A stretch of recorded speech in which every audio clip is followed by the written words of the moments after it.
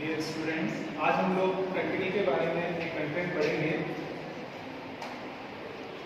ध्रुवीय मध्य प्रक्षेप, यानी ये जो प्रक्षेप जिसके बारे में हम बात कर रहे हैं, पॉलोजेनिक इक्वल एरिया प्रोजेक्शन, जिसमें समक्षेत्र के बारे में हम बात करेंगे। प्रश्न क्या है, एक बार आप देख लीजिए। मापनी जो दी हुई है आपको 1/155 6 × 0 पर उत्तरी गोलार्ध में एक ध्रुवीय मध्य प्रक्षेप की रचना कीजिए जिसमें अंतराल 30 डिग्री का। जब भी इस तरह के प्रक्षेप होंगे तो सबसे पहले हम लोग क्या करेंगे, त्रिज्या निकालेंगे। त्रिज्या निकालने के लिए जो सूत्र दिया हुआ है ये पृथ्वी का वास्तविक अर्धव्यास डिवाइड बाई आर। पृथ्वी का वास्तविक अर्धव्यास कितना होता है, 635 6 × 0 और आर जो आपको ये दिया हुआ है, इससे आपने इसको डिवाइड किया। फिर उसके बाद संख्या आती है 4.909। अब आप क्या करेंगे, 4.09 का यहाँ स्केल की सहायता से सबसे पहले ये रेखा बनाएंगे। आपने जैसे ये रेखा ली उसके बाद क्या करेंगे, आप प्रकार खोलेंगे 4.09 साइज का और आप ये इस तरह से चतुर्थांश बना देंगे, 1/4 वाला पार्ट बना देंगे। उसके बाद क्या करेंगे, आप चांदे की सहायता से ये डी आपने रखा और उसमें क्या किया, अंतराल आपका 30 डिग्री है, 30, फिर अंतराल 30 नेक्स्ट 60 90, यहाँ पे आपने निशान लगाए।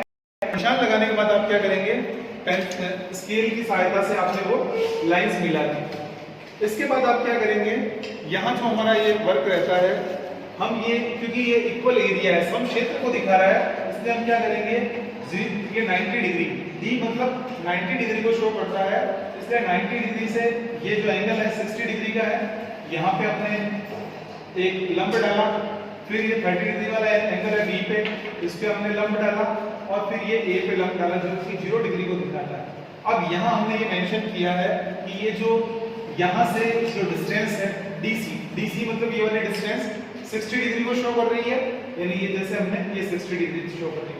हमने क्या किया, यहाँ पहले एक लाइन ली और उसके क्रॉस में ये लाइन बना दी, यानी जब ये आप इस तरह का प्रक्षेप बनाने के इससे पहले आप क्या करेंगे, एक सीधी रेखा और एक रेखा, यानी ये 90 डिग्री के एंगल पे काटे। ऐसे बनाने के बाद आपने क्या किया, यहाँ पे ये जो सेंटर होगा ना इसमें, क्योंकि 90 डिग्री ये शो कर रहा है, इसके लेके आप बनाएंगे। और हमने क्या किया, सबसे पहले यहाँ रखा और ये DC जो कि 60 डिग्री को शो करता है, हमने पूरा का पूरा वृत्त घुमा दिया। उसके बाद DP वाला जो डिस्टेंस है जो कि ये 30 डिग्री को शो करता है, ये 30 डिग्री को शो करता है, ये हमने फिर 90 डिग्री वाले एंगल नॉर्थ पे रखा और यहाँ ये पूरा का पूरा वृत्त घुमा दिया। उसके बाद में ये जो 0 डिग्री जो भूमध्य रेखा को दिखाता है DA, यानी ये वाला लंब, हमने इस दूरी को लिया और फिर से 90 डिग्री वाले एंगल पे रखा और पूरा का पूरा ये चाप घुमा दिया।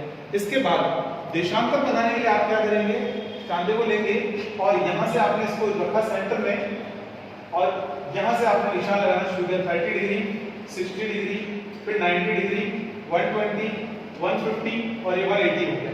ये सारा का सारा पूर्वी गोलार्ध में हो गया, ईस्ट। और सेम यही काम आपने इधर किया, इसको रखा इधर 30 डिग्री 60 90 120 150 और 180, फिर आपने वो सिंबल भी लगा दिया यहाँ डिग्री के। और उसके बाद में यहाँ 90 डिग्री ये पश्चिम, और ये जो रेखाएं हैं, ये गोलाकार जो रेखाएं हैं वो अक्षांश रेखाएं यानी लैटिट्यूड को शो कर रही है, और ये जो सेंटर की तरफ जो रेखाएं जा रही है ये लॉन्गिट्यूड यानी दिशांतर को प्रदर्शित करती है। अब यहाँ आपने 0 डिग्री 30 60 डिग्री, क्योंकि ये उत्तरी गोलार्ध में था इसलिए या तो 90 n लिखें या फिर यहाँ नॉर्थ लिखें, ये उत्तरी गोलार्ध को प्रदर्शित करता है। तो इस प्रकार हमने ध्रुवीय मध्य समक्षेत्र प्रक्षेप की रचना पढ़ी। इस प्रक्षेप की सबसे मुख्य विशेषता ये होती है कि इसमें जो ये ध्रुव है वो बिंदु के रूप में दिखाया जाता है। बेलनाकार प्रक्षेप में जो दोष आता है, ध्रुव भूमध्य रेखा के बराबर दिखाया जाता है। शंक्वाकार प्रक्षेप में जो दोष आता है वहां एक चाप के रूप में दिखाया जाता है, जबकि इस प्रक्षेप में एक बिंदु के रूप में दिखाया जाता है। Thank you.